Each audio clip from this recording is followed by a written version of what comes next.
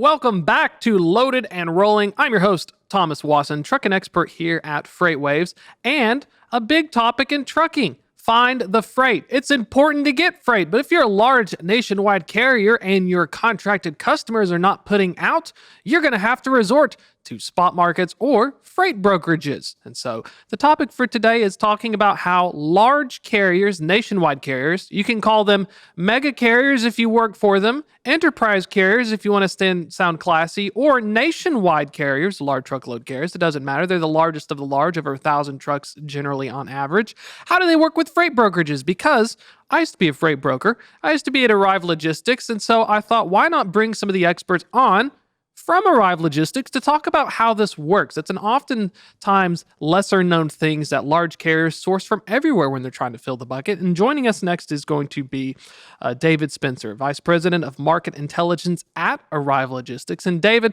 pleasure to get to talk to you. I remember the last time I saw your stuff when I was back at Arrive, it was the market updates and the supply stuff company wide, but it's great to talk in person. Yeah, no, really great to be on the show and great to reconnect with you, Thomas. So tell us about yourself, because I think that, you've had a really awesome career, and especially figuring out how the market intelligence aspects works and how freight brokerages use that to make informed decisions when dealing with carriers and working with them. Yeah, no, I appreciate that. I've been in the industry since 2011. So, with experience on the sales floor all the way through pricing, business intelligence, working with data science teams, all the above. So you put that all together, you really get a good feel for what's going on in brokerage, the behavior of the participants in the industry, whether that's shippers or carriers, and sort of how to read market trends. And so my role at Arrive has really evolved and into a lot of that, right? Reading what's going on in the freight market, understanding how that's going to affect our business, understand how that shapes our outlook and our plans for the future, and how to communicate those findings with those that we work with to better inform them. So we found that to be a really a good piece, or a really good tool to engage with the shippers and carriers we work with, and have really good conversations about how to proceed in business together. I think behavior is really fascinating because, even from my experiences when I came from a large carrier, I was at US Express. Working with brokers was more if you knew an email contact or you had a load board, you're haggling with it. But compared to working with small carriers, you're literally calling people. What are some of the biggest things in terms of the differences when you are sourcing and trying to solicit for large carriers to cover your loads versus these smaller fleets, mom and pops, where it could feel like easier to get a hold of an actual decision maker? Yeah, I think first and foremost, the longstanding, characteristics of large versus small carriers that you look at would be the larger carriers. You're going to be, a little bit less sensitive to what's going on in the market in terms of pricing. So maybe a little bit more cost effective, but your service may suffer, and vice versa. On the smaller carrier side of things, they may be playing the market a little bit more. Their profitability hinges a little bit more on getting a higher rate per mile on the head haul aspect of things, but you're going to get more quality service, right? So if you look at those expectations, sort of cliche from a carrier cohort perspective, I think that's a good starting point to think through what you're going to get as you're working with a smaller carrier versus a larger carrier, and trying to find that sweet spot in between. And I think the visibility and service aspect is very important. When I was a load planner at a large carrier, I made tons of friends with brokers because I had to uncover their loads. And the visibility aspect was really email the carrier rep who emails me, and then they ask for an update. And I'm like, well, I'm working on it. Talk a little bit about this visibility space. Are larger carriers opening up? We see all this freight tech for visibility, Project 44, Macropoint, Four Kites, all these software development firms. Is that something where larger carriers are embracing it, or is this still something where maybe the smaller carriers may be more likely to share versus the larger ones who may want to keep those cards when they're covering, freight you don't know about? Yeah, we're certainly seeing an increased appetite with the larger carriers to adhere to and to develop the tools on the technology and the integration front to be interconnected with us and many other shippers and brokers. We try and operate with our carriers very much as a shipper, right? So when you're looking at the larger fleets, how we prefer to engage with them, where we found a really good sweet spot is looking at them as sort of how do we look at running their fleet sort of in a committed capacity perspective. I don't want to use the term dedicated because that sort of means different things to different people, but you sort of look to find consistency in those networks, integrate so that business is running fairly consistently. You scorecard and you communicate these findings and their accountability metrics to them, in a seamless way. And that's oftentimes how these guys want to work with you anyway. On the larger side, right? They got a lot of trucks. They want to work as much in a digital space and minimize interactions as much as possible. So they've really been some of the leaders in terms of adopting, the visibility tools and sort of the communication aspects, API, EDI, in terms of location updates and things like that.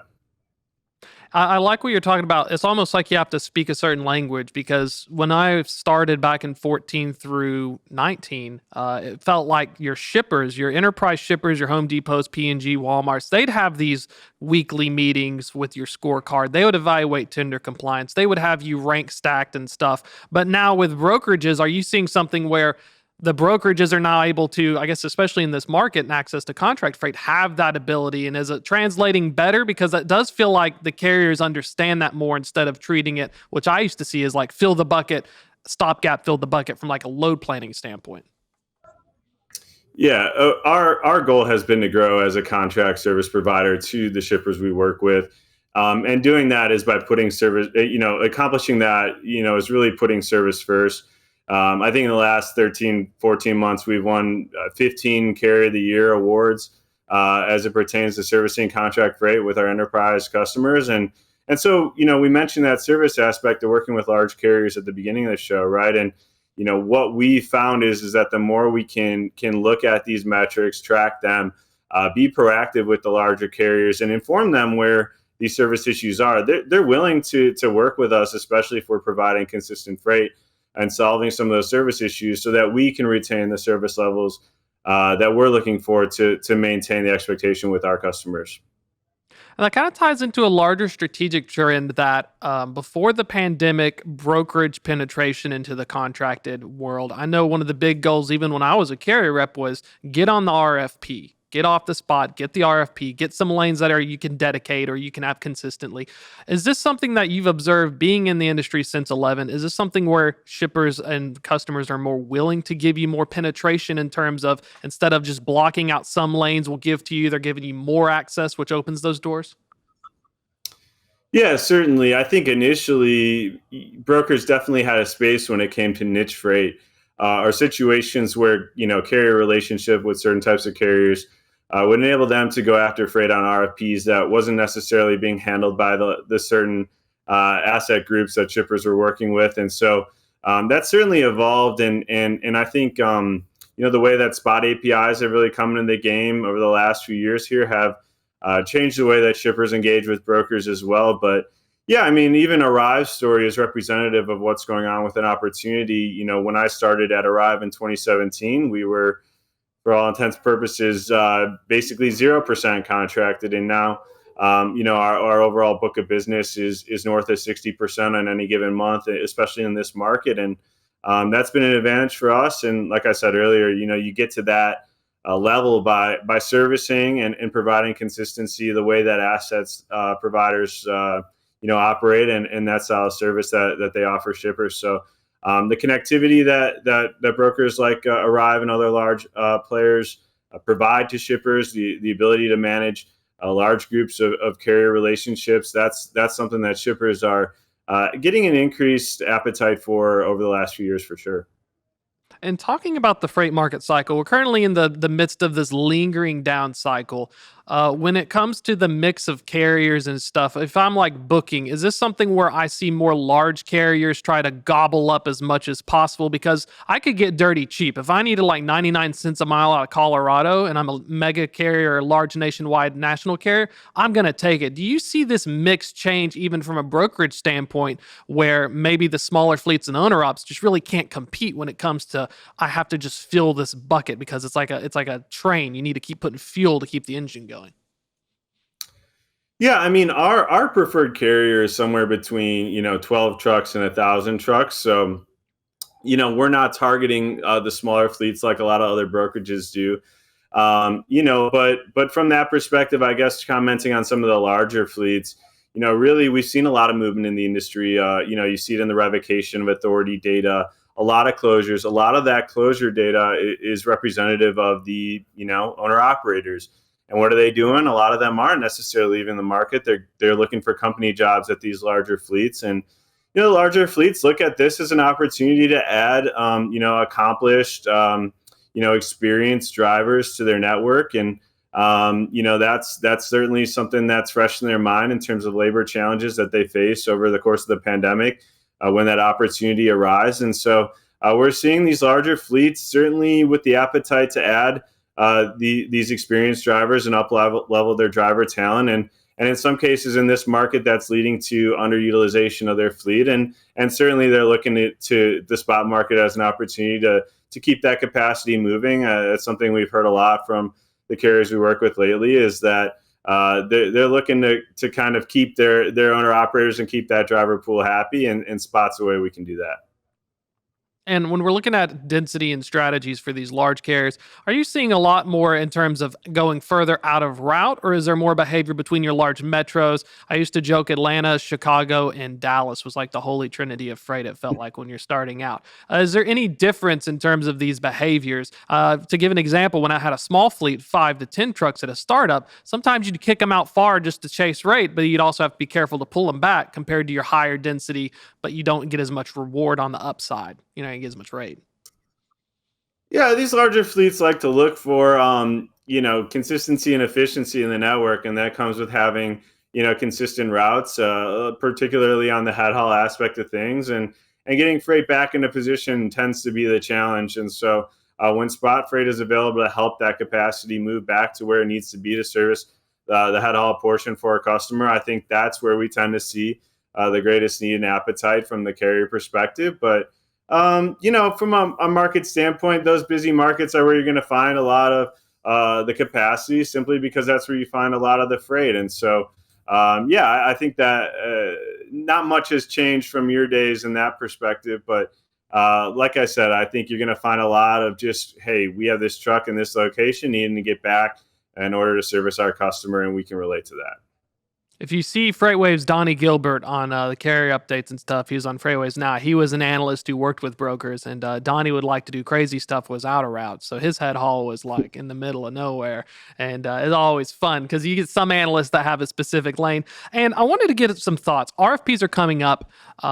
I read something surprisingly from a furniture publication. They got a hold of Ashley Furniture and a few other carriers, did some interviews. One of the things one of the brokerages talked about was that customers and shippers would normally try to do RFPs in like May or June for their normal ones. They're trying to pull them back into February to lock it in. Are we seeing any changes in behaviors in terms of the timing of an RFP, the duration, or are customers, one of them said they're trying to squeeze as much out as they can before potential upswing? Is there any kind of behavior that you're seeing or hearing at events from other carriers or, internally? Yeah, no, I was at an event, just a few weeks back, and it was carrier heavy. And one of the things you heard from the fleets was they're feeling the pressure from the shipper side of things to lower rates again this year. Their commentary was that shippers are trying to take one last bite of the apple here with rates sort of at a new cycle lows as we move into early March. We're seeing mixed behaviors, pricing somewhere between 30 to 50 RFPs in any given week right now. And in the first quarter, I would say that's a pretty heavy workload. And there's certainly a lot of shippers trying to figure out what to do.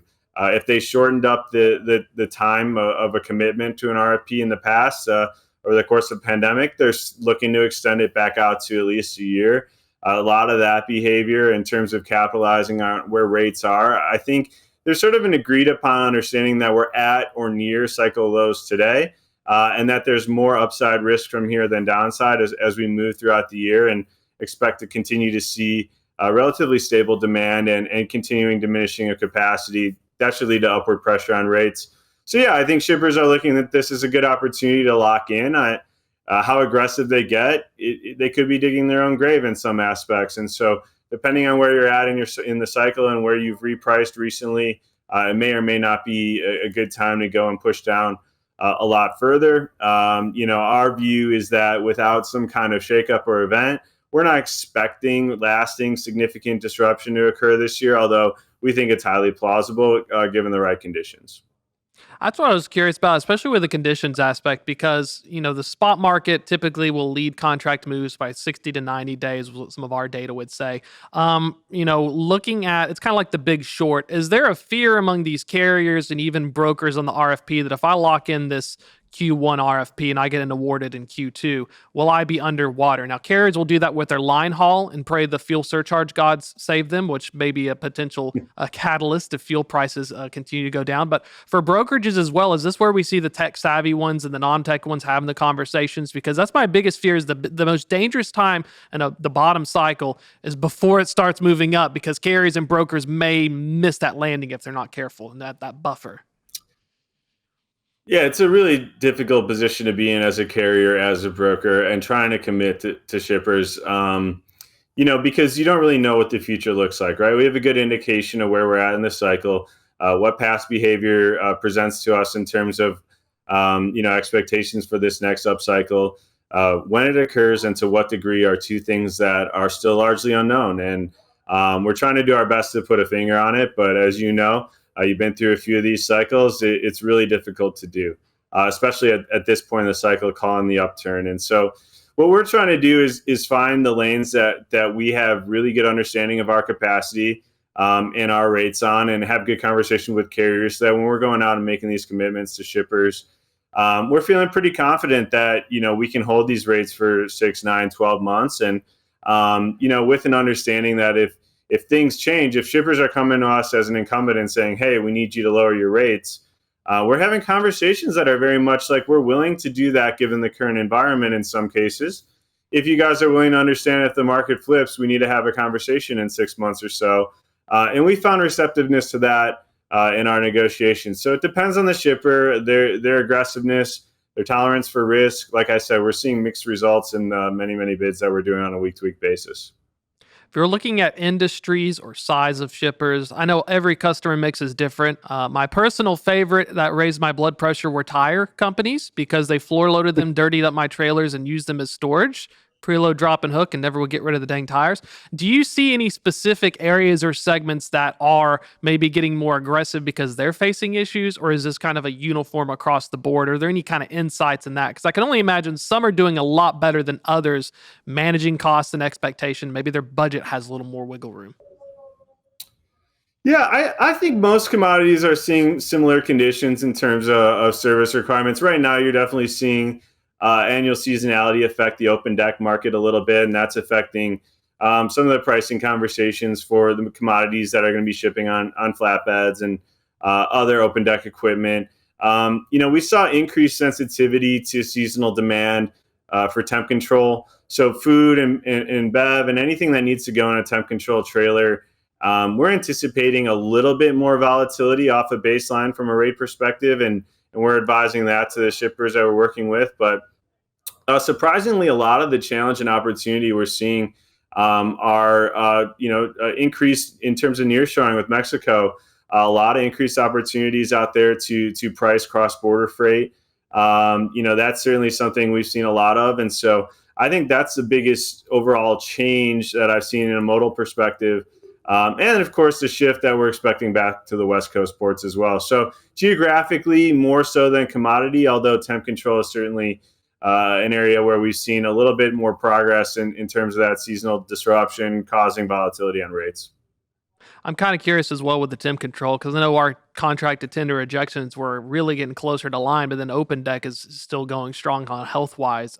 Mexico had a curious question on that. I spoke with somebody that said that their tracking is literally like WhatsApp. Like the visibility challenges in Mexico is like they don't have ELDs, so they use paper logs. Is that one of the things for brokerages and carriers as we see this cross-border boom? I'm assuming it's going to take a little more work because you need to make sure the folks on the Mexican, Latin American side are set up enough compared to the North American one where we have all this extra, less hurdles to deal with.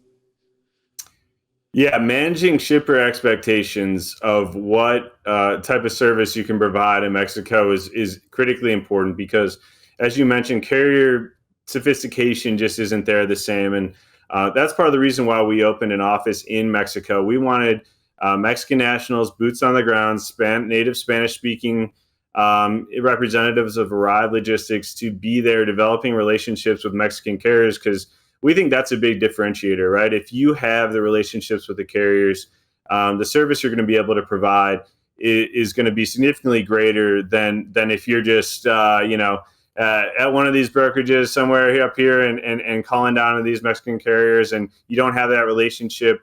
That's a recipe for disaster. And certainly if we're moving into cross-border freight, our service expectations of ourselves is to be world-class, right? And we didn't go into Mexico or Canada and expect to just go start selling enterprise shippers without that understanding of the challenges that are going to be there in terms of holding up to customer scorecards, right? And so we wanted to manage our reputation, and that came with understanding how to work with these carriers. And so, like I said, we think the differentiator is really in building those relationships with boots on the ground in these locations. It reminds me of like the Wild West, when you're developing the gold mines and you're sending everyone out west, because it does feel like even in the factoring and payment companies, I'm assuming there's an advantage for large established brokers who can give a quick pay to a Mexican carrier when they typically deal with a shipper that maybe paid them 60 to 120 days later. I did a year ago, I spoke with a Latin American fintech company, and they said they're just happy to make sure they get paid, and they'll prioritize shippers on the net payment terms to collect. Yeah, it's becoming an increasing problem, right? Like the growth of nearshoring is huge. You see it in the ocean shipping data from places like China to Mexico. You see it in, that's going to require increased capacity around the drayage, the getting that freight into position internally in Mexico from a raw materials perspective.